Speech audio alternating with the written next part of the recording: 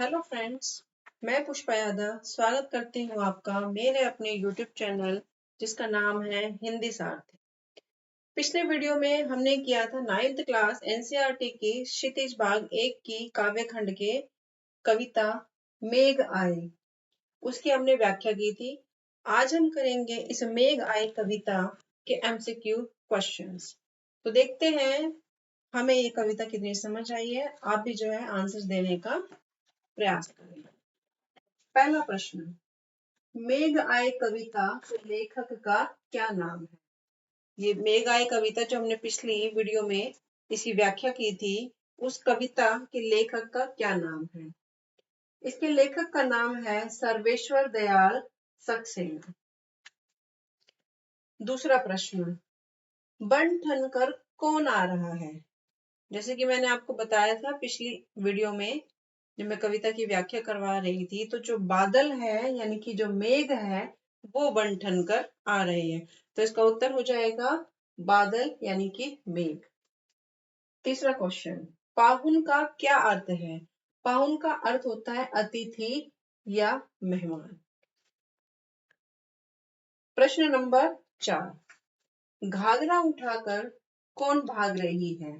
आपको याद होगा मैंने बताया था कि बादलों के आने से पहले जो हवा चलती है और धूल चलती है, धूल उड़ती है, बारिश के आने पर वो जो है गायब हो जाती है, वो दिखाई नहीं देती है। तो आंधी, आंधी जो है धूल उठा घाघरा उठाकर भाग जाती है। अगला प्रश्न है, जुहार कौन कर रहा है? जुहार का अर्थ होता है आशीर्वाद, यानी कि बादलों के आने पर कौन जो है उन बादलों की जुहार कर रहा है? तो इसका उत्तर होगा बूढ़ा पीपल। अगला प्रश्न है, परात भर के पानी कौन लाया था? परात भरकर आप सभी जानते होंगे, परात एक बर्तन होता है थाली के प्रकार का, थाली से बड़े आकार का।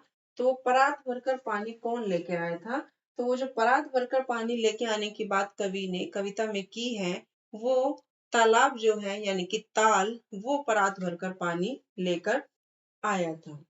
प्यारे दोस्तों,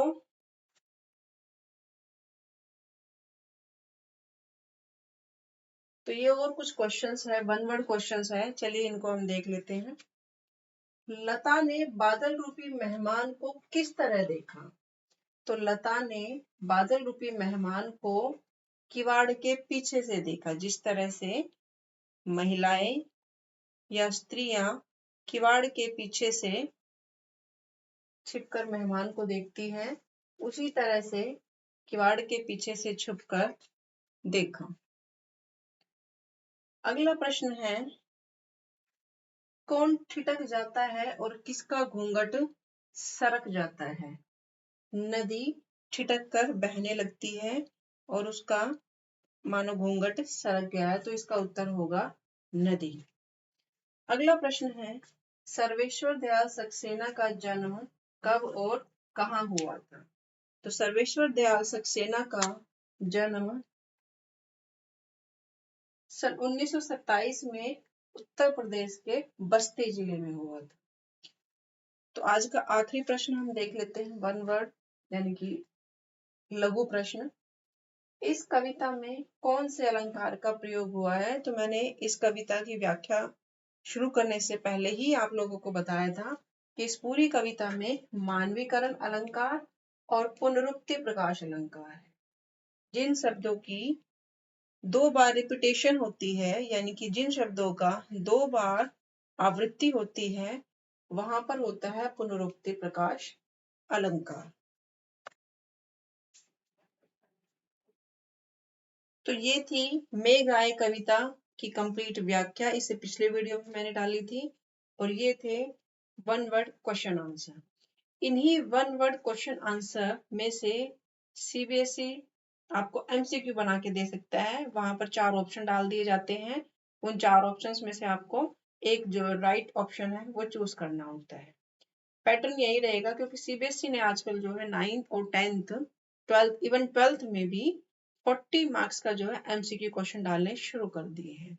तो इसलिए मैंने आपको कराए हैं शॉर्ट क्वेश्चंस, ताकि इन्हीं के आधार पर आप अपने एमसीक्यूज रेडी कर सकें। देखते रहिए मेरा चैनल और प्लीज लाइक शेयर और सब्सक्राइब करते रहिए और अपने दोस्तों को भी शेयर करते रहिए, उनको भी सब्सक्राइब करने के लिए बोलते रहिए। और मेरी नेक्स्ट वीडियो तक देखते रहिए। कीप वॉचिंग, फिर मिलेंगे।